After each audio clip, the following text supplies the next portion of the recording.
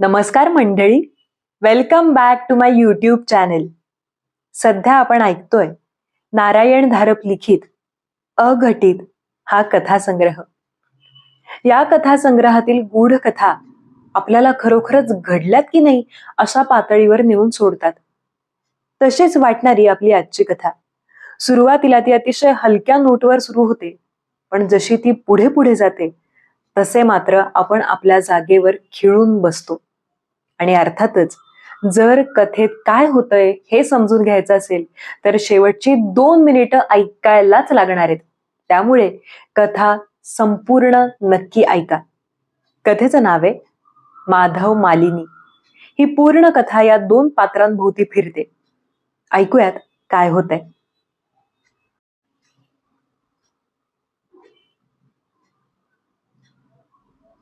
माधव आणि मालिनी 1970-1980 या दशकाचं यथार्थ प्रतिनिधित्व करणारं दाम्पत्य. या अशा अनोख्या अभूतपूर्व अनुभवासाठी त्यांचीच का निवड झाली, याला काही कारण देता येईल का?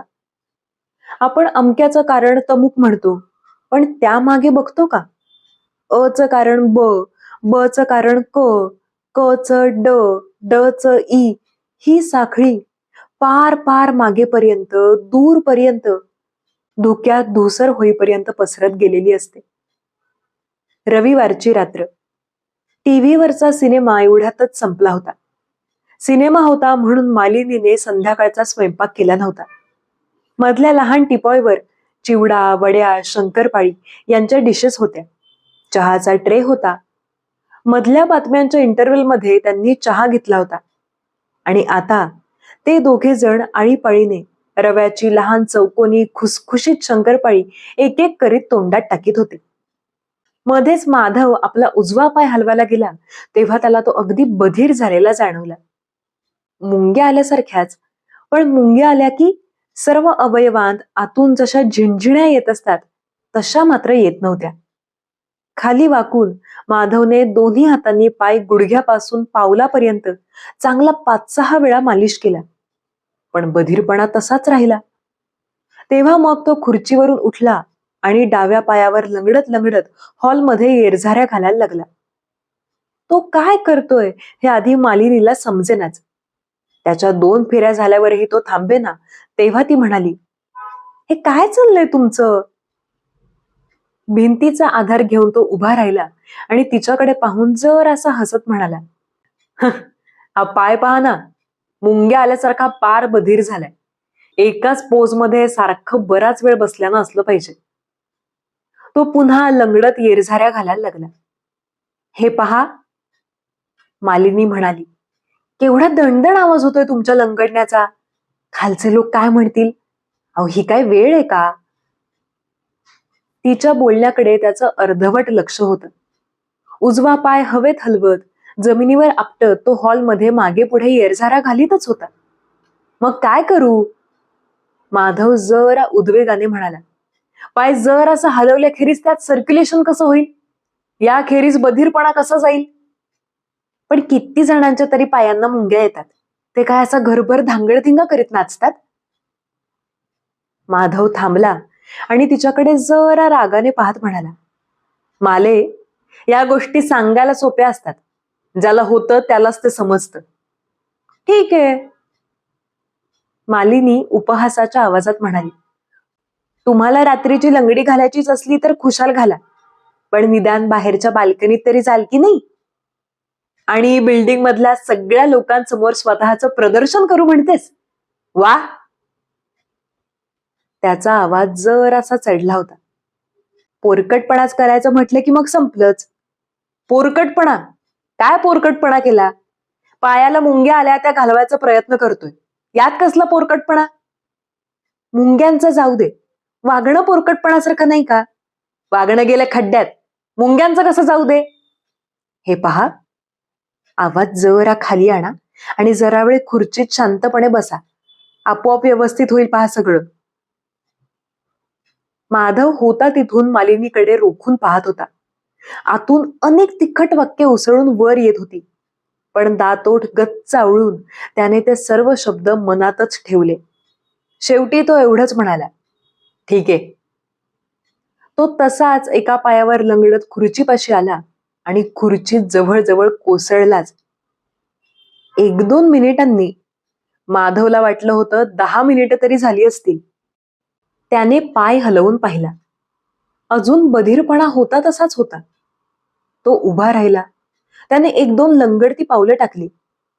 मालिनी आपल्याकडे पाहतेय हे ध्यानात येताच जरा ओशाळला होऊन तो परत खुर्चीत येऊन बसला. काही वेळाने पाय मांडीवर घेऊन तो दोन्ही हातांनी तो चोळू लागला. त्यानेही काही फरक पडत नाही असं दिसताच त्याने पाय परत खाली टेकवला. मग पाय लिनोलियमवर, टेबलाच्या पायावर जोराने आपटायला सुरुवात केली. मालिनीची नजर त्याला जाणवत होती. हे पहा, माझ्या उचापती पाहवत नसतील तर माझ्याकडे पाठ फिरव पाहू. माधव म्हणाला, नाहीतर डोळे मिटून घे. त्या पायाने भंडावले, त्याखेरीज मला दुसरं काहीच सुचत नाही. तुम्ही मुलखाचे हळवे. मालिनी म्हणाली, एवढ्याशा गोष्टीचा केवढा भाव करतात मघापासून. बोलायला सोपंय, तुला झालं असतं म्हणजे मग समजलं असतं. मी असा तमाशा खासच केला नसता. नावाला पुरुष आहात झालं. तोंडाशी आलेले शब्द कसे तरी आवरून माधव एक मोठा सुस्कारा सोडून खुर्चीच्या पाठीला टेकून नुसताच बसून राहिला. 10च्या बातम्या होईपर्यंत माधवने कसा तरी दम धरला. पण मग तो बोलला तेव्हा त्याच्या आवाजाला एक धास्तीची किनार होती. आवाजात अस्वस्थता होती. त्याने उजवा पाय घडी घालून डाव्या मांडीवर घेतला आणि उजव्या पायाचं पाऊल तो दोन्ही हातांनी जोराजोराने चोळत होता. माले, तो म्हणाला. अगं, हा मुंग्या येण्याचा प्रकार नाही वाटत आहे. मग झालं तर जरा ऐकतेस का? अगं, हे काहीतरी वेगळंच त्रांगडं दिसतंय. त्रांगडं? आता बाकी कमाल झाली हो. हे बघ, थट्टा पुरे झाली. जरा पाहतेस का? मला हा पायच हलवता येत नाहीये. पाय कसा टणक कडक झाल्यासारखा वाटतोय. दोन्ही हातांनी त्याने पाय हलवायचा वळवायचा प्रयत्न केला. बघ, तो हलतच नाहीये. तुम्ही तो दोन्ही हातांनी धरून ठेवलाय, मग कसा हलेल? माझे आई, जरा जवळ येऊन पाहतेस का? त्याने पायाची बोटं हलवायची खटपट केली. ती हलेनात. बघितलंस, सगळा पायच टणक झालाय, लाकडाच्या ठोकळ्यासारखा. जरा काही झालं की तुम्हाला बायको लागते. मुद्दाम करत असाल. आता तुला कसं सांगू? अगं, खरंच पाय हलवता येत नाहीये मला. जरा नेटाने प्रयत्न करा की, म्हणजे मग हलेल. मी प्रयत्न करतोय की नाही हे मला माहित की तुला माहित. मी तर जीव तोडून प्रयत्न करतोय. तूच बघ स्वतः हलतो का ते.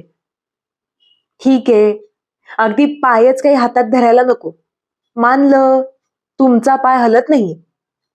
केवळ माझ्या समाधानासाठी म्हणतेस हे.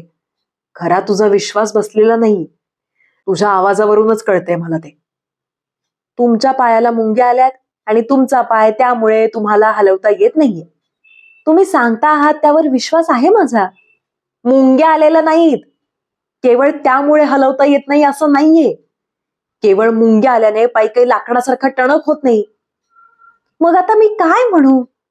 तुम्ही की नाही फार भित्रे आहात. एवढ्या तेवढ्याला किती घाबरता? जरा पोटात दुखत होतं तर विवळायला लागला होता.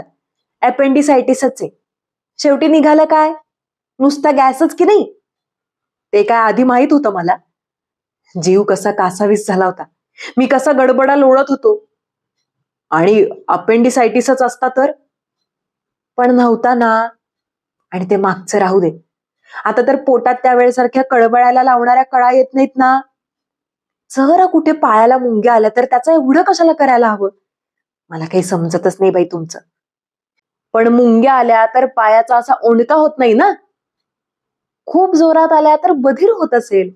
आणि तिथे हात लावलेल्याही माणसाला समजत नाही. तुम्हाला कसं समजलं टणक झालंय की नाही ते? नाहीतर कुठेतरी मुरगळला बिरगळला असेल. पण मला ते समजल्याखेरीज राहील का? माणूस गर्दीत असला की नसतं त्याचं लक्ष. आठवतं का? नाना एकदा बसमध्ये चढताना पडले होते आणि त्यांच्या 3 फासाळ्यांना क्रॅक गेल्या होत्या. पण आठवडाभर कोणाला काही पत्ता सुद्धा लागला नाही. मी बसने जात नाही आणि बसमध्ये चढता उतरताना तुझ्या त्या बावळट नानासारखा कडमडत नाही. माझे नाना बावळट काय? आणि तुमचे तात्या मोठे कुलदीपकच निघालेत नाही. मालिनीच्या डोळ्यात ती खास चकाकी आली होती. हा नाना तात्यांचा विषय कसा आला? आपण त्यांच्या संबंधात बोलतच नव्हतो. आपण माझ्या पायाबद्दल बोलत होतो. माधवचा आवाज खाली आला होता. आता त्यात स्पष्ट धास्ती होती. तो खुर्चीवरून उठला. हॉलमध्ये लंगडत लंगडत चालायला लागला. मालिनी बसल्या जागेवरूनच त्याच्याकडे कठीण चेहऱ्याने पाहत होती. तिचा राग अजून ओसरला नव्हता. दुखतंय का पायात? शेवटी तिने विचारलं. दुखत अजिबात नाही. मग बसा की इथे येऊन. ती हसत म्हणाली, कॉलेजमध्ये असताना एनसीसीत गेला होतात ना? हो, पण त्याचा आता काय संबंध? संबंध एवढाच, अगदी सहनशक्तीने तुमच्या अंगात. प्रत्यक्ष मिलिटरीतच जायची वेळ आली असती म्हणजे काय केलं असतं? बाप रे, कुठचा विषय कुठे नेतेस तू माले? पाय बधीर होण्याचा आणि सैन्यात जाण्याचा अर्थार्थी काही संबंध तरी आहे का? काही मी विषय कुठे नेत नाही. तुम्हीच ते पायाचं रामायण चालवलंय. माधव रागाने काहीतरी बोलणार होता, पण एकाएकी त्याच्या चेहऱ्यावरचा राग ओसरला. त्याची जागा एका विलक्षण भीतीने घेतली. भिंतीचा आधार घेत त्याने 2 पावलं कशी तरी लडखडत टाकली आणि मग एकाएकी थांबून तो जवळजवळ ओरडलाच. माले, अगं माले. त्याचा आवाज विलक्षण झाला होता. अगं दुसरा पाय, तोही आता बधीर झालाय. तोही हलवता येत नाही मला. भिंतीला टेकून माधव उभा होता. घाबरल्या चेहऱ्याने तिच्याकडे पाहत होता. काही वेळ त्याच्याकडे पाहून शेवटी मालिनी उठली. त्याच्याजवळ गेली, त्याला हाताने धरून खुर्चीकडे आणत म्हणाली, हे पहा, जोरा शांतपणे बसा पाहू आधी. किती घाबरतात एवढ्याशा गोष्टीला. एवढ्यात ते जाईल पहा. माधवचा चालताना तोल जात होता. गुडघ्यापासून तळव्यापर्यंत खालचा एकही स्नायू हलत नव्हता. ठोकळ्यांवर चालल्यासारखा तो चालत होता. भीतीने आणि रागानेही त्याचं शरीर अक्षरशः थरथर कापत होतं. एवढ्याशा गोष्टीला? देवा, आता काय व्हायला हवं म्हणजे तुला ते महत्वाचं वाटेल? मी प्रत्यक्ष तुझा नवरा तुला सांगतोय की माझे दोन्ही पाय पॅरलाइज झाल्यासारखे वाटतायत. मला चालता येत नाही. आता हे नाही का चालत आलात खुर्चीपर्यंत? हे काय चालणं झालं? माकडासारखा उड्या मारीत आलो म्हणजे काय? इतकं सुद्धा हलता न येणारे लक्षावधी लोक आहेत. बघ, चाललीच भरकटत. खड्ड्यात गेले ते लक्षावधी लोक. मला काही चाटायचंय त्यांना? मला चालता येत नाहीये. पायांना काहीतरी झालंय, शरीर बधीर होत चाललंय. त्याचा आवाज एकदम खाली आला. माले, अगं हे महारोग लेप्रेसी सारखं काही नाही ना ग? त्यातही म्हणे हातपाय असे बधीर होतात. आता बाकी तुमची हद्द झाली हो. अहो, ते काय असं तासाभरात होतं का? आज संध्याकाळपर्यंत तुम्ही कसे खणखणीत होतात आणि आता म्हणायला लागलात मला महारोग झालाय. बाई बाई. ती मोठमोठ्याने हसली. चुप भाऊ. माधव न राहून एकदम मोठ्याने ओरडला. हॉलमध्ये एकदम शांतता झाली. मग खाली आलेल्या आवाजात तो म्हणाला, अगं माले, तुला दिसत नाही का की भीतीने माझी घाबरगुंडी उडालीये? मालिनी जरा वरमून सरळ बसली. मी काही तुमची थट्टा करीत नव्हते काही. एवढे गंभीर झालात तर जरा हसवायची खटपट करीत होते. आता हेच पहा, एवढी पॅरालिसिस, लेप्रेसी अशा मोठ्या मोठ्या रोगांची नावं घेतात. आधी काही लक्षणं दिसल्याशिवाय एकाएकी असे रोग कधी होतात का? तुम्हाला असं काही एकतरी लक्षण जाणवलंय का? नाही ना? मग झालं. मी काय म्हणते, तुम्ही आता झोपायला चला. चांगली रात्रभर शांत झोप मिळाली म्हणजे सकाळी पहा सगळं ठिकाणावर येतं की नाही ते. ती एकच एक गोष्ट मनात घेऊन बसला आहात. ती जरा विसरायला तरी होईल. चला. पण माधवचं तिच्या शब्दांकडे लक्षच नव्हतं. खुर्चीतून उठून तो पुन्हा एकदा हॉलमध्ये लंगडत अडखळत लहान लहान पावलं टाकीत हिंडत होता. हे पहा, हे असं वागणं अजिबात चांगलं दिसत नाही हा. हे म्हणे चांगलं दिसत नाही. आता कोणाला फिकीर आहे काय चांगलं आणि काय वाईट दिसतं याची? ही का ते पाहत बसायची वेळ आहे? किती राख घालून घेता हो डोक्यात. एवढीशी गोष्ट होता तिथेच उभा राहून माधवने दोन्ही हातांच्या मुठी वळून त्या बुक्क्या जोर जोरात स्वतःच्या कपाळावर मारून घेतल्या. आवळलेल्या दातांतून तो म्हणाला, एवढीशी गोष्ट, एवढीशी गोष्ट, एवढीशी गोष्ट. तू काही आपलं पालुपत सोडायला तयार नाहीस. इकडे भीतीने माझा प्राण जायची वेळ आलीये आणि तुला सुचतायत शांत राहण्याच्या, डिग्निटीच्या, चांगलं दिसण्याच्या गोष्टी. धापा टाकत तो बोलायचा थांबला. पुन्हा एकदा हॉलमध्ये शांतता झाली. बोल ना आता. आता काय करू ते तरी सांग. तो शेवटी म्हणाला, आधी इकडे या आणि या खुर्चीत बसा. आरडाओरडा करून काही साध्य होणार आहे का? अगदी समजा तुमच्या पायांना मुंग्या आल्या. अगदी समजा 2 दिवस तुम्हाला घराबाहेर पडता आलं नाही. तेवढ्यानं काय आकाश कोसळणार आहे का? ऑफिसला 2 दिवसांनी जाल की. आहे ना तेवढी रजा शिल्लक? ऑफिसला 2 दिवसांनी जा.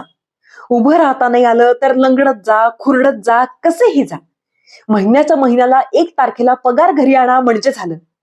कसे जाता इकडे कोण पाहतय? किती अगदी हे होता हो. आणि मी म्हणते, अगदी समजा तसं काही झालंच. लोक नाही का चाकाच्या खुर्चीत बसून इकडे तिकडे जात. सगळी कामं करतात, प्रवास करतात, नोकऱ्या करतात. माधव खचल्यासारखा खुर्चीत मागे कलंडला. दोन्ही हातांनी चेहरा झाकून घेत मान हलवत म्हणाला, तुझ्या काही लक्षातच येत नाहीये. काही नाही. तुला काही समजतच नाहीये. त्याच्या खांद्याला हलकासा स्पर्श करीत मालिनी म्हणाली, असं कसं म्हणता? आज इतकी वर्ष मी तुम्हाला ओळखते. मी सांगते ते ऐका. खरंच रात्रीची चांगली झोप मिळाली की उद्या सर्व ठिकाणावर येतं की नाही पहा. काही ठिकाणावर येणार नाही. त्याचा आवाज कणण्यासारखा येत होता. तू आपली मला धीर येण्यासाठी तसं म्हणतेस, पण मला काही अगदीच मूर्ख समजतेस का तू? मी काय पुस्तकं वाचत नाही, वर्तमानपत्र वाचत नाही. जगात काय चाललंय मला माहित का नाही? रोगांची लक्षणं माहित नाहीत? मी तुला सांगतो, असं आजवर कोणालाही झालेलं नाही. पाय असे निर्जीव लाकडी ठोकळ्यांसारखे झालेले मी कधी कधी ऐकलं नाही, वाचलं नाही. तुम्ही अगदी नामांकित डॉक्टरच लागून गेलात की नाही? जगात एवढी 300 का 400 कोटी माणसं आहेत. त्यांच्यापैकी लाखो लोकांना असं काहीतरी होत असणार. लाखो लोकांना. एकाचं तरी नाव सांग. असं लगेच ओळखीच्यातलं कोणी बरंच असणार आहे? तेच तर मी म्हणतोय. असलं काही कधी पाहिलं नाही, ऐकलं नाही, वाचलं नाही, म्हणून ते काय आहे याची कल्पना सुद्धा करता येत नाही. आणि त्यानेच तर जास्त घाबरायला होतं. स्वतःचा आवाज कापायला लागलाय, चढायला लागलाय हे ध्यानात येताच त्याने स्वतःला सावरलं. जरा वेळाने तो म्हणाला, माले, तू म्हणतेस तेच खरंय. एकदम असं गडबडून जाणं चांगलं नाही. त्याच्याकडे पाहून हसत मालिनीने टीव्ही सुरू केला. शास्त्रीय गायनाचा प्रोग्राम चालला होता. माधव टीव्हीकडे पाहत होता, पण त्याच्या नकळत तो आधी उजवा आणि मग डावा पाय हलवून पाहत होता. टिपॉयवर आपटत होता. काही वेळातच मनातली अधीरता पुन्हा उफाळून वर आली. छे, यात काही अर्थ नाही. तो म्हणाला, माले, काहीतरी करायला हवं आपण. नुसतं बसून राहणं ठीक नाही. झाली का तुमची परत सुरुवात? काहीतरी करायचं म्हणजे काय? तुला जरा एवढंच काही झालं की लगेच कशा डॉक्टरांकडे धावतेस? आता डॉक्टरांकडे? किती वाजलेत पाहिलत का? 9:45. हो, उशीर झालाय खरा, पण नुसतंच बसून राहायचं. पण मी म्हणते ना मगापासून की झोपायला चला म्हणून. उद्या सकाळी जर काही सुधारणा नसेल तर जाऊ की डॉक्टरांकडे. आधी जाऊ. मी काय नको का म्हणते? पण माधव परत उभा राहिला होता. या खुर्चीपासून त्या खुर्चीकडे, तिथून मग दाराकडे असा लंगडत होता. पायात काही सुधारणा जाणवते का याचा अंदाज घेत होता. सुरुवातीच्या अवस्था आठवून तिच्याशी आताच्या स्थितीची तुलना करण्यात तो एकाग्र झाला होता. त्याची अशी आपली कल्पना झाली की जास्त काही बिघडलेलं नाही. झाली असली तरी किंचित सुधारणाच झालीये. त्याच्या तोंडावर एक अगदी अस्पष्ट हसू यायच्या बेतात होतं. पण दुसऱ्याच क्षणी त्याला भीतीचा, भयानक जीव घेण्या भीतीचा विलक्षण धक्का बसला. माले, अगं मालिनी! तो एकदम मोठ्याने ओरडला. माले, अगं माझा गुडघा, आता गुडघ्यापर्यंत पोहोचले ग. माझा गुडघा चालवता येत नाहीये मला. जरा पाहतेस का तरी, गुडघा एकदम टणक झालाय. मालिनी चटदिशी उठून त्याच्या जवळ आली आणि हाताला धरून त्याला खुर्चीकडे घेऊन गेली. त्याचा उजवा पाय सरळच्या सरळ पडत होता. गुडघ्यात अजिबात वाकत नव्हता. जरा बसता का? खुर्चीत बसा तरी. हे पहा, जरा दमाने घेता का? तुम्ही इथे बसा, मी आता खाली देशपांड्यांच्याकडे जाते आणि डॉक्टरांना फोन करते. तोवर जरा दमाने घ्या. हा, दमाने घ्या. माधव ओरडला. आरामात बसा. कसा आरामात बसू? तासाभरापूर्वी कसा ठणठणीत होतो, कसा सुखात होतो. काही कोणाला त्रास दिला नाही की कोणाला छळलं नाही. आता पहा काय अवस्था झालीये माझी. पहा, लंगडा, पांगळा, पॅरालिटिक. देवा रे! हो हो हो, मी नाही का म्हणते, डॉक्टरांना फोन करते म्हटलं ना. मालिनी उठली आणि जायला वळली, पण हॉलच्या दारापासूनच ती परत आली. कारण तिला दिसलं होतं की माधव खुर्चीत बसला असला तरी त्याचा उजवा पाय समोर सरळ हवेत तरंगतोय. ती आतल्या खोलीतलं शिवणाच्या मशीन जवळचं स्टूल आणि उशी आणत होती. सेकंदभरात माधवला तिचा हेतू समजला. माले, तू आधी जा ना डॉक्टरांना फोन करायला. ते राहू दे ना आता. पण त्याच्या उजव्या पायाखाली स्टूल आणि उशी ठेवता ठेवता ती म्हणाली, एका मिनिटाने काय होतंय हो? अगं राहू दे म्हणतो ना. मला काहीही होत नाहीये. रग लागलेली नाहीये, पाय दुखत नाहीये, काही नाही. जा, डॉक्टरांना फोन कर आधी. माधव अधीरपणे स्वतःशी नुसतीच चकवक करीत होता. शेवटी तिचं समाधान झालं तेव्हाच ती उठली. पण ती एकदम खाली गेली नाही. आतून तोंडावर पाण्याचा शिडकावा करून आली. मग नॅपकिनला तोंड पुसून ती ड्रेसर समोर उभी राहिली.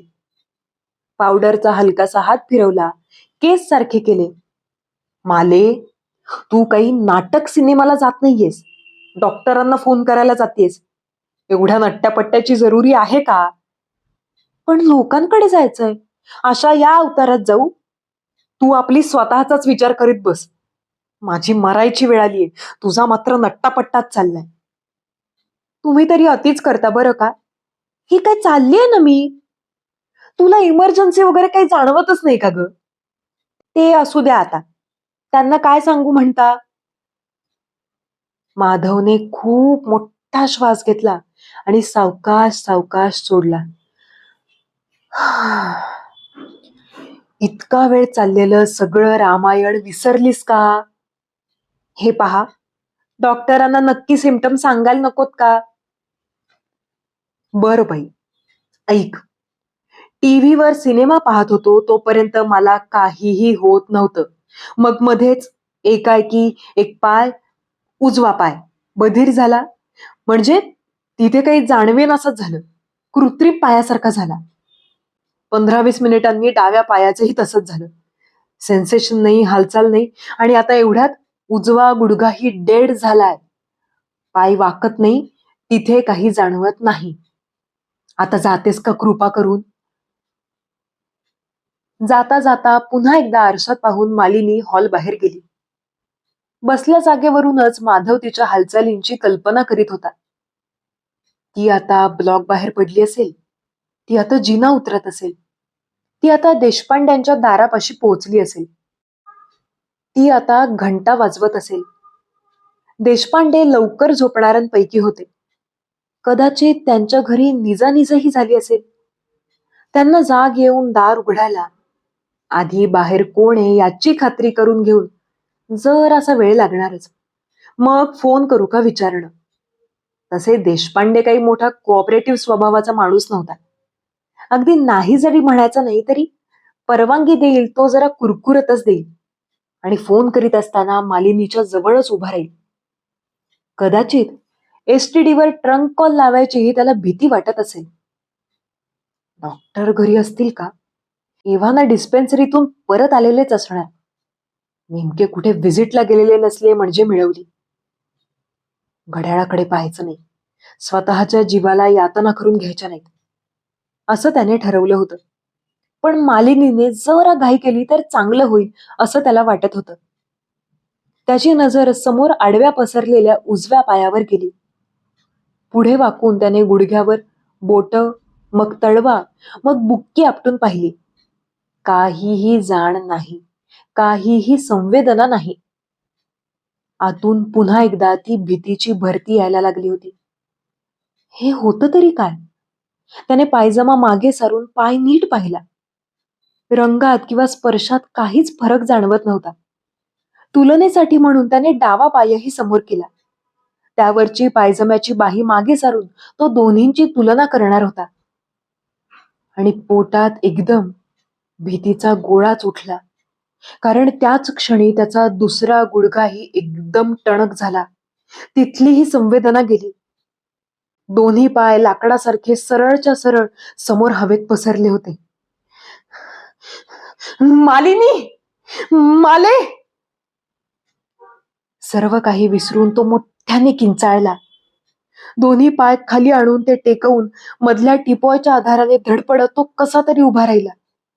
ही अजून कशी येत नाही? तो संतापाने मनाशी विचार करीत होता. खरोखर हिला वेळेचं महत्व इतकं कमी वाटतं? आता तो खाली बसू शकत नव्हता. म्हणजे त्याने बसण्याची धास्ती घेतली होती. हा जो काही विकार होता तो पायाच्या नखांपासून सुरू होऊन मग बोट, पावलं, घोटे, नडग्या, पोटऱ्या, गुडघे अशा क्रमाक्रमाने वरच्या दिशेने शरीरावर आक्रमण करीत वाढत होता. तो खुर्चीत बसलेला असताना त्याच्या कमरेपर्यंत हा बधीरपणा पोहोचला तर त्याला कायमचं तसंच बसावं लागेल, एखाद्या दगडी पुतळ्यासारखं. त्यापेक्षा कॉटवर आडवं झालेलं बरं. आता गुडघ्याखाली दोन्ही पाय अजिबात वाकत नव्हते. शरीराच्या तोलाची काहीही कल्पना येत नव्हती. अगदी लहानपणी त्याने उंच काठ्यांवर चालण्याचा सराव केला होता. त्याचीच त्याला आता आठवण झाली. पण त्या आठवणीत कोणताही नॉस्टॅल्जिया नव्हता, आनंद नव्हता, उलट उद्वेगच होता. एखाद्या यांत्रिक खेळण्यासारखं, रोबोसारखं एक एक पाऊल टाकत बेडरूमकडे जात असताना मनातल्या मनात मालीवर चरफडत होता. ती अजून कशी येत नव्हती? माधव कॉटपाशी पोहोचला, वळला, कॉटवर बसला. पाय सरळ समोर उचलून मग बैठकीवर फिरवून त्याने ते पायथ्याच्या बाजूला आणले, खाली टेकवले आणि मग तो पाठीवर उतारणा निजला. आधी त्याला वाटलं कमरेपर्यंत पांघरून ओढून घ्यावं, पण कशासाठी? गुडघ्याखाली त्याला काही संवेदनाच नव्हत्या. खाली पाय आहेत की नाही हेही समजत नव्हतं. जे नाहीच ते झाकायचं कशासाठी? ब्लॉकच्या दाराचा आवाज झाला. मालिनी आत आली. आपल्या मागे तिने बाहेरच्या खोलीचं दार लावलं, बोल्ट सरकवला, साखळी अडकवली. मग दिवा बंद करून ती हॉलमध्ये आली. अगो बाई, हे कुठे गेले? ती स्वतःशीच म्हणाली. कुठे आहात हो? ती मग मोठ्याने म्हणाली. आधी माधव काही बोलणार नव्हता, पण मग न राहून तो ओरडला, इकडे बेडरूम मध्ये. झाल्या का गप्पा एकदाच्या? इश्श, मी काय गप्पा मारायला का गेले होते? ती आत येत म्हणाली. मग नुसता फोन करायला इतका का वेळ लागतो? अहो, लोकांच्या घरात असं गेल्या गेल्या का फोन करता येतो? त्यांना काय वाटेल? केवळ कामासाठीच आली असं नाही का वाटणार? मग काय, हवा पाण्याच्या गप्पा मारता मारता फोनचा विषय काढलाच वाटतं. मला तुम्ही अगदीच ही समजता. नाहीतर काय, तू फोन करायलाच गेली नव्हतीस का? अशी काही इमर्जन्सी असल्याखेरीज का कोणी दुसऱ्याला आडवेळी त्रास देईल? बर, ते असू दे. केलास की नाही फोन शेवटी? हो, डॉक्टर नुकतेच घरी आले होते. सांग ना, गप्प काय बसलीस? त्यांना काही सिरियस वाटत नाहीये. सिरियस वाटत नाही? माय गॉड, माझं अर्ध शरीर लाकडासारखं होऊन पडलंय. तू गेलीस आणि दुसऱ्या गुडघ्यातही तो बधीरपणा आला. मी इथे ठोकळा होऊन पडलो आणि त्यांना सिरियस वाटत नाही. मग त्यांना सिरियस केव्हा वाटेल? शरीराचा मांस झडल्यावर, आळ्या पडल्या म्हणजे? त्याला एकदम काहीतरी संशय येऊन तो थांबला आणि मग बदललेल्या आवाजात म्हणाला, माले, तू डॉक्टरांना काय सांगितलंस? काय सांगितलं म्हणजे? हेच सांगितलं. पण कसं? कोणत्या शब्दांत? सांगितलं की तुम्हाला पाय जड झाल्यासारखे वाटतात. जड झाल्यासारखे? गॉड, हो गॉड, तू त्यांना हे का नाही सांगितलं की दोन्ही पायांतली आणि एका गुडघ्यातले सेन्सेशन्स पार गेलेत म्हणून? की सर्व हालचाल पार थांबलीये, पाय लाकडी ठोकळ्यासारखे झालेत म्हणून? अहो, त्या देशपांडे बहिणी मागे उभ्या होत्या. त्यांनी 1000 प्रश्न विचारले असते. लोगोलोग जोडी खालीही आली असती. नाहीतरी आपल्याकडे टीव्ही आल्यापासून त्यांची कोणत्या ना कोणत्या कारणाने शिरकाव करून घ्यायची खटपट चाललेलीच आहे. म्हणून डॉक्टरांना फार काही सिरियस करून नाही सांगितलं. पण त्यांच्या लक्षात आला माझ्या शब्दाचा अर्थ. माधव असहाय्यपणे नुसती मान इकडे तिकडे हलवीत होता. कपाळावर दोन्ही हातांनी बुक्क्या मारून घेत होता. आता काय करायचं तुझ्या पुढे? तुमचे हे मान आणि तुमचं हे राजकारण मी मेलो तरी संपायचं नाही. असं काय भलतंच अभद्र बडबडतात? मी सांगते ना, डॉक्टरांना सर्व सांगितलं. ते म्हणाले, घाबरायचं काही कारण नाही. घाबरायचं कारण नाही? हो, ते म्हणाले साधी ॲट्रॉफी आहे. ठीक आहे, साधी ॲट्रॉफी झालीये मला. त्यावर उपचार काय? काही नाही. काही नाही? माधवचा स्वर परत एकदा तारसप्तकात गेला. काही उपचार नाही? गोळ्या, इंजेक्शन, औषध, मसाज, लाईट, डायाथर्मी, काहीही उपचार नाही? असं काय करतात? घाबरायचं काही कारण नाही. डॉक्टर स्वतःच म्हणाले म्हणून सांगते ना. तसा काही भयानक रोग असता तर ते असं म्हणाले असते का? ते ताबडतोब आले नसते का? त्याच्या डोळ्यात असे काही चमत्कारिक भाव होते की मालिनीला त्याच्याकडे बघवेनाच. माधव बोलला तेव्हा त्याचा आवाज अगदी खालचा येत होता, पण विलक्षण भावनावश झालेला होता. माले, घड्याळात किती वाजलेत पाहिलंस का? फक्त 10. आणि 8:30ला मी ठणठणीत होतो. अवघ्या 1.5 तासात हा बधीरपणा दोन्ही गुडघ्यांपर्यंत पोचलाय. तुला काही कल्पना करता येत नाही का की या वेगाने उद्या सकाळपर्यंत माझी काय अवस्था होईल ती? तुला दिसत नाही का? उद्या सकाळपर्यंत माझं सर्व शरीर म्हणजे एक लाकडाचा ओंडका होणार आहे. मालिनी पुढे येऊन त्याच्या जवळ कॉटवर बसली. मला अजून वाटतं की हा काहीतरी मानसिक प्रकार आहे आणि तुम्ही विनाकारण घाबरता आहात. त्याच्या डोळ्यात रागाची लाली चढलेली दिसताच ती घाईने म्हणाली, तुम्हाला वाटते ते खोटं आहे किंवा तुम्ही खोटं बोलतात असं म्हणत नाही हो मी. फक्त तुम्हाला भीती वाटते तसलं काही होणार नाही. उद्या सकाळपर्यंत सगळं पहिल्यासारखं होईल असं आपलं मला वाटतं. माधव संतापाने उठायला गेला आणि नुसताच काहीतरी ओरडत मागे पडला. त्याचा आवाज इतका विलक्षण आला की मालिनीही घाबरली. काय हो, कसं काय ओरडलात? ओरडू नको तर काय करू? अगं, माझी कंबर गेली ग. आता मला वाकताही येत नाही. कमरेखाली सारं गारेगार. कदाचित आता पहिल्यांदाच मालिनीला प्रसंगाचा किंवा निदान माधवच्या भावनांचा गंभीरपणा जाणवला असावा. कोठे कोठे ऐकलेले वा पाहिलेले काही साधे घरगुती इलाज आठवायचा ती प्रयत्न करत होती. ओल्या पाण्याची पट्टी, गरम पाण्याच्या पिशवीनं शेकायचं.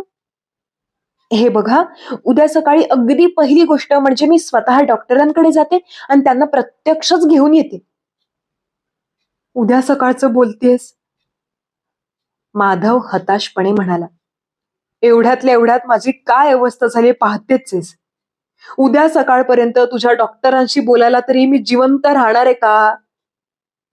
असं नका हो वेडविद्र बोलू.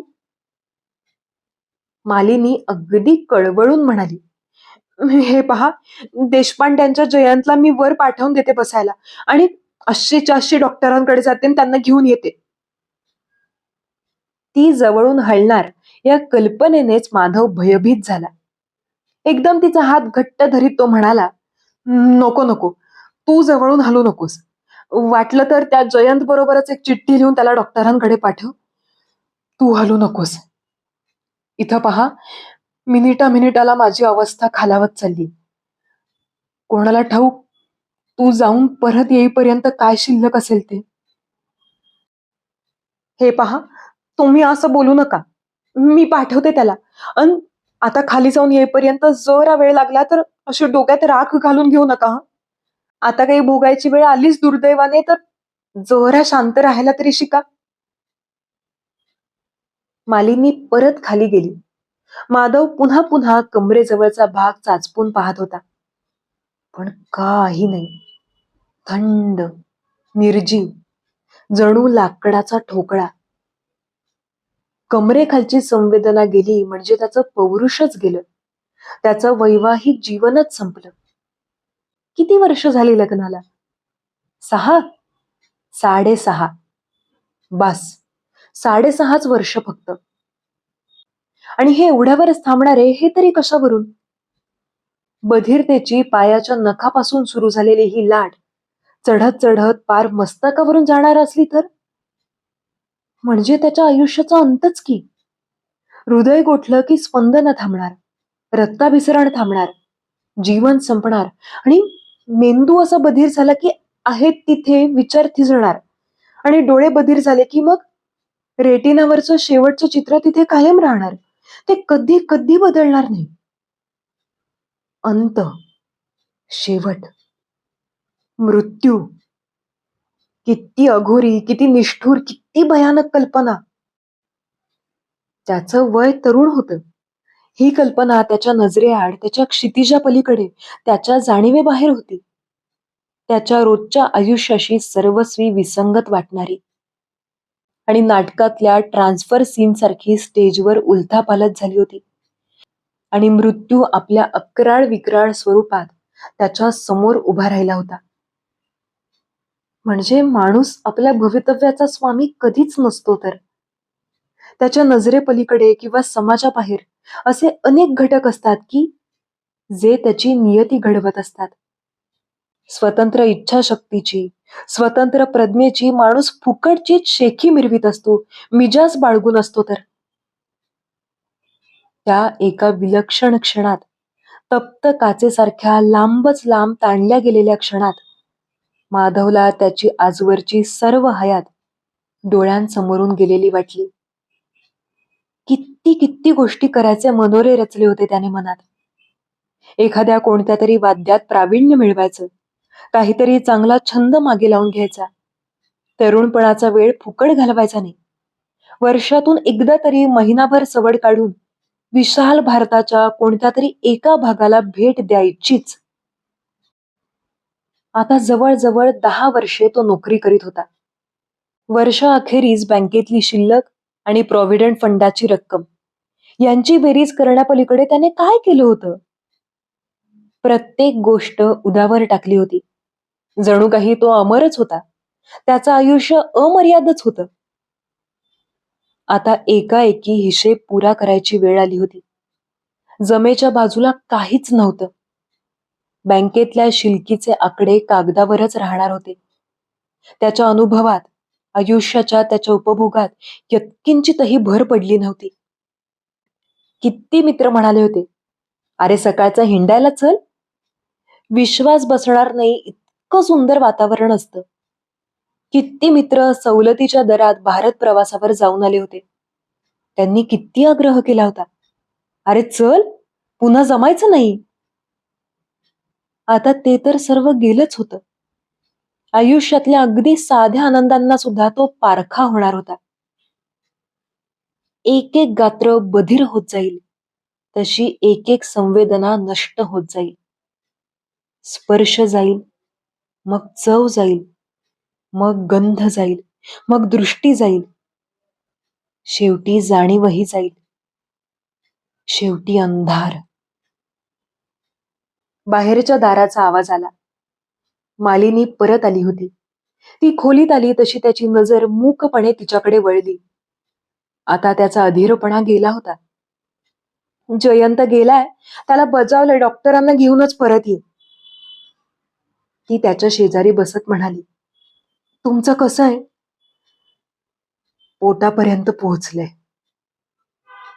तो हताश आवाजात म्हणाला, आज सगळं गारेगार झालंय. एखाद्या बर्फाच्या ढिगात पुरून ठेवावं तसं. नाही, तो गारठा वेगळा असतो. हा गारठा नाही, काही संवेदनाच नाहीये. पोटाखाली काही शिल्लकच नाहीये.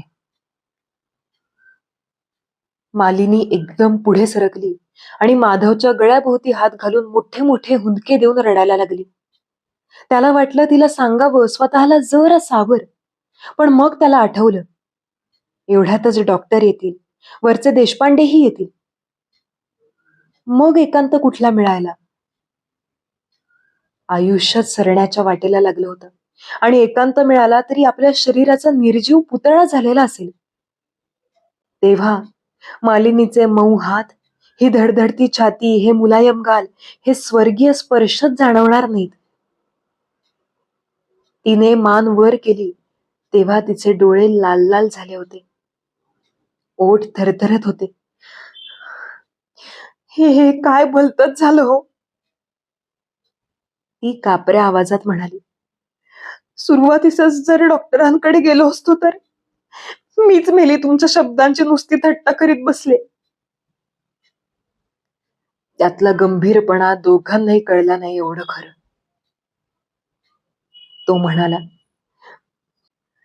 पाहूया, डॉक्टर आता येतीलच. त्यांनी तपासलं म्हणजे आपोआप कळेल, आधी गेल्यानं काही फायदा झाला असता का ते. उगाच आधीच स्वतःला दोष कशासाठी देऊन ठेवायचा. ती काहीच बोलली नाही, पण तिच्या भयचकित विस्फारलेल्या डोळ्यांवरून तिच्या मनात कोणते विचार येत असावेत याची सहज कल्पना येत होती. त्याला स्वतःचा तर काय विचार करावा हेच कळेनासं झालं होतं. ते दोघं अशा विमनस्क अवस्थेत बसलेले असतानाच खाली गाडी थांबल्याचा आवाज झाला. डॉक्टर आले वाटतं, असं म्हणत मालिनी उठून बाहेर गेली. जरा वेळाने तिच्या मागोमाग डॉक्टर, त्यांच्या मागोमाग जयंत व स्वतः देशपांडे असे आत आले. हे डॉक्टर माधवच्या वडिलांचे स्नेही होते. पहिली 5-7 मिनिटं सांगण्यात, प्रश्नोत्तरात, उलट तपासणीत गेली. ते सांगून होईपर्यंत बधीरपणा छातीपर्यंत पोहोचला होता. डॉक्टरांनी त्याच्या अंगावरचे कपडे काढले, नीट तपासणी केली. त्वचा बोटांनी पाहिली, चिमटा काढून पाहिला, टाचणी टोचून पाहिली, जळती उदबत्ती टेकवून पाहिली. जरा वेळ स्वतःशीच विचार करून मग ते म्हणाले, माधव, शारीरिक दृष्ट्या म्हणजे ज्याला आम्ही फिजिओलॉजिकली म्हणतो तसा बिघाड मला तरी दिसत नाही. नर्व्सचं फंक्शन नीट होत नाहीये, पण मसलचा टोन, बॉडी टेम्परेचर हे सगळं नॉर्मल आहे. मला वाटतं एखाद्या मोठ्या हॉस्पिटलमध्येच तुला न्यायला हवा. मी चिठ्ठी करून देतो, ॲम्ब्युलन्स बोलवा आणि आत्ताच्या आत्ता जा. डॉक्टर व त्यांच्या मागोमाग मालिनी बाहेर गेली. देशपांडे जरा जवळ येऊन म्हणाले, माधवराव, मी आहे हा मदतीला, अजिबात घाबरू नका. माधव बाहेरच्या खोलीतलं मालिनी आणि डॉक्टर यांच्यात चाललेलं हलक्या आवाजातलं संभाषण टिपण्याच्या प्रयत्नात होता. त्याने देशपांड्यांना नुसतीच मान हलवली, मग तेही बाहेर गेले. माधव डॉक्टरांच्या शब्दांवर स्वतःशीच विचार करीत होता. त्यांनी त्याची केस आपल्या स्ट्राईडमध्ये घेतली होती. ही काही असामान्य असंही ते म्हणाले नव्हते. म्हणजे असे प्रकार बरेच वेळा होत असतात की काय? का आपला तो एक दाखवण्यापुरता नकली आत्मविश्वास होता? त्यांना खरोखरच काही कळलं होतं का? गारवा छातीत पसरला होता. आत बर्फाचं पाणी भरल्यासारखं वाटत होतं. भयाची परिसीमा होऊन गेल्यावर मग शरीराजवळ प्रतिक्रिया शिल्लक राहत नाहीत. शरीराचा कणाकणाने डोळ्यांदेखत होत असलेला ऱ्हास तो केवळ असहाय्यपणे पाहत होता. दुसरं काय करू शकणार? सर्वजण बाहेरच्या खोलीत गेले. मग तिथून बाहेर गेले. काही वेळाने मालिनी परत आली. दार लोटून घेऊन बेडरूम मध्ये आली. बाहेरच्या घड्याळात 10चे ठोके पडत होते. आतला बर्फ आता माधवच्या गळ्यापर्यंत पोहोचला होता. आता तोंड, मग नाक, मग डोळे, मग अंधार. ब्लॉकची घंटा जोर जोरात वाजली. अगं बाई, आता कोण? का डॉक्टरच परत आले? स्वतःशीच बोलत मालिनी बाहेरच्या खोलीत गेली. एकंदर आवाजावरून कोणीतरी दोघं त्यांच्याकडे आलेले दिसत होते. आता त्यांना बरं नाहीये, मालिनी म्हणत होती. पण काहीतरी सांगून त्या दोघांनी तिची खात्री पटवली असली पाहिजे.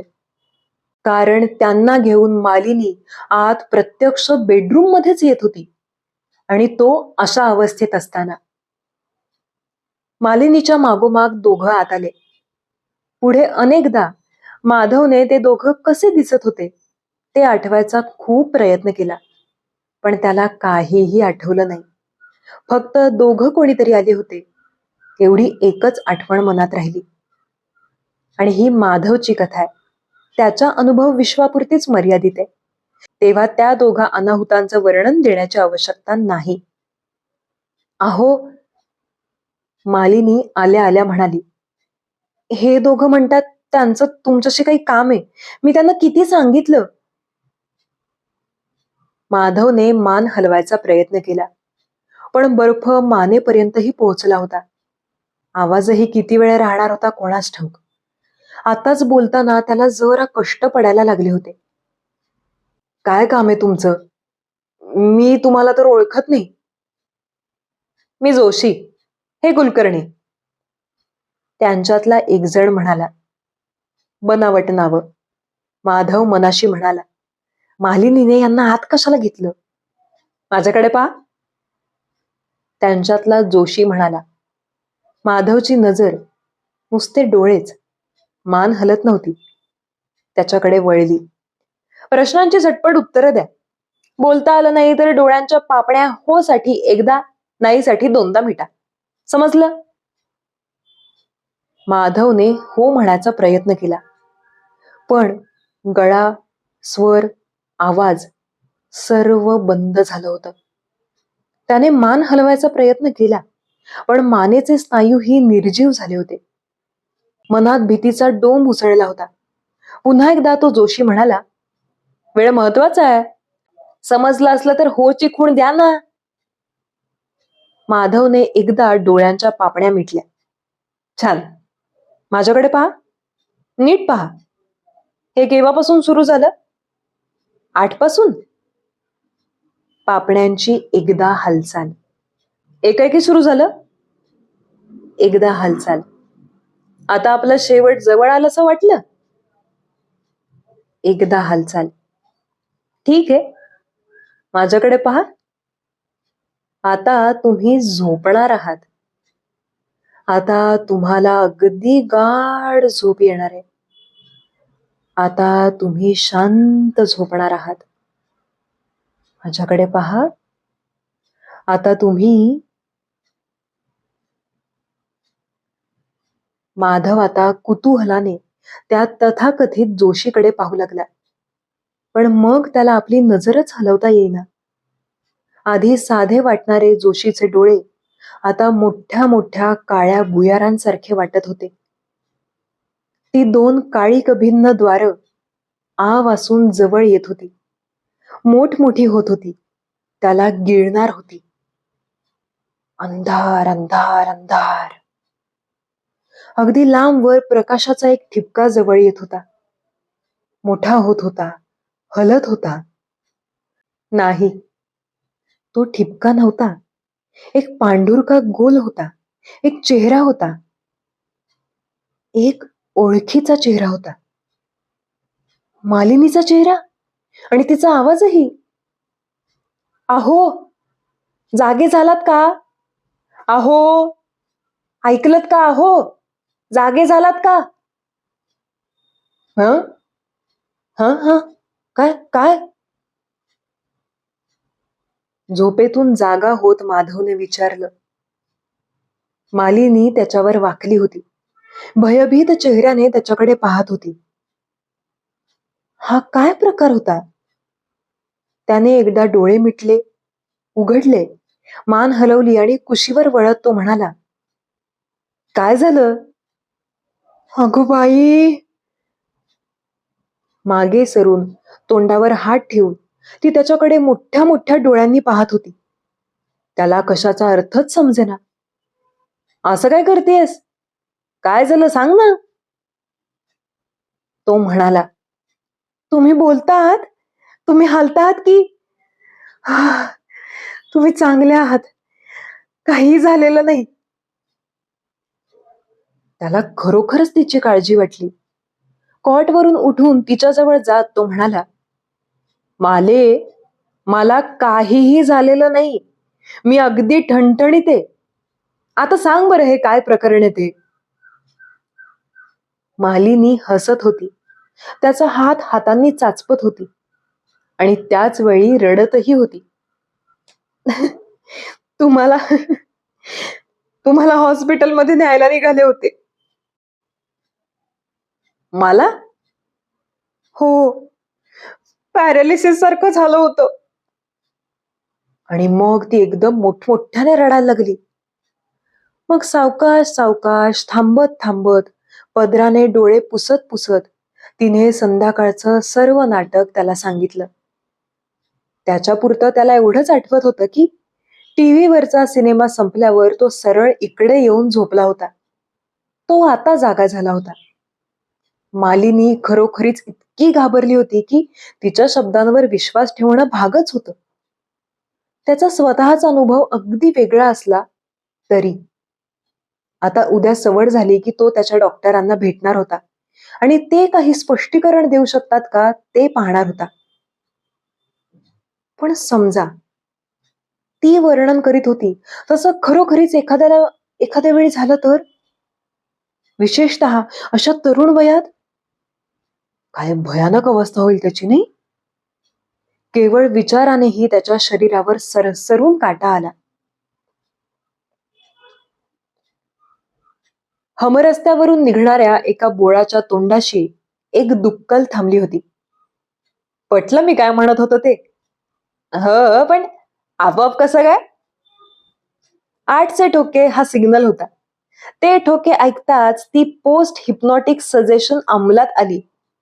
पण आपण 10 पर्यंत पोहोचलो नसतो तर तो काही मरण पावला नसता. एक प्रकारच्या अकॉन्शियस इंटरनल पॅसिव्ह अवस्थेत राहिला असता.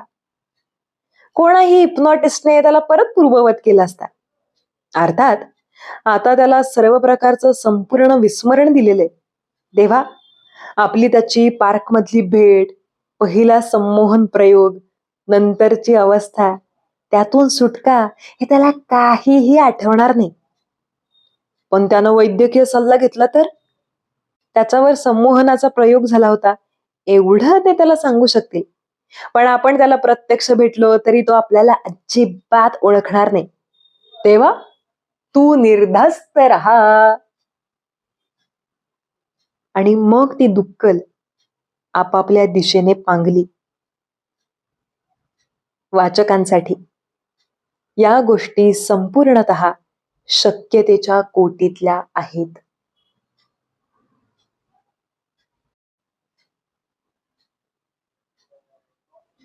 ही होती आपली आजची कथा, माधव मालिनी. अगदी शेवटपर्यंत खिळवून ठेवणारी, नेमकं काय घडलंय हे आपल्याला उलगडणारच नाही अशी ही कथा मला स्वतःला तर प्रचंड आवडली. आणि शेवटी जसं लेखक सांगतात की या गोष्टी शक्यतेच्या पोटीतल्या आहेत. म्हणजे या गोष्टी खरोखर शक्य आहेत का? मला यातलं फार काही कळत नाही. तुम्हाला कोणाला जर कळत असेल तर ते आम्हाला कमेंट करून प्लीज सांगा. मला त्याचं उत्तर ऐकायला नक्कीच आवडेल. फक्त मला एक प्रश्न पडला होता, म्हणून मी तुम्हाला तो विचारते, की मालिनीने त्या दोघांनाही पाहिलं होतं आणि ती जी घरी दोघं जण आले होते, तेच दोघं ती शेवटची दुक्कले असं मी तरी अज्युम करते. पण मग जर मालिनीने त्यांना कधी पाहिलं तर? ती तर त्यांना ओळखू शकते ना. मग ही त्यांच्यासाठी थोडी भीती नाहीये का? की याचा वेगळाच काहीतरी अर्थ आहे, वेगळा काही अंदाज आहे. तुम्हाला काय वाटतं? हे प्लीज, प्लीज मला कमेंट करून नक्की सांगा. कारण हा प्रश्न मला पडलाय आणि मला त्याचं उत्तर हवंय. आणि अर्थातच तुम्हाला जर या कथेचं वाचन आवडलं असेल, तर ते सुद्धा मला कमेंट करून नक्की सांगा. आणि असेच आपले सगळे व्हिडिओज पाहत राहा. आपल्या कथा ऐकत जा. कथा आवडत असतील, वाचन आवडत असेल, तर आपल्या चॅनलला सबस्क्राईब नक्की नक्की करा. या व्हिडिओला लाईक करा, हाईप द्या, म्हणजे हा व्हिडिओ जास्तीत जास्त श्रोत्यांपर्यंत पोहोचू शकेल. आणि अर्थातच दमा मिरासदारांचं एक नवीन पुस्तक आपण मेंबर्स ओनली साठी सुरू केलंय. ते ऐकण्यासाठी तुम्ही सुद्धा नक्कीच मेंबरशिप घेऊ शकता. भेटूयात आपण पुढच्या कथेमध्ये. तोपर्यंत धन्यवाद. थँक्यू.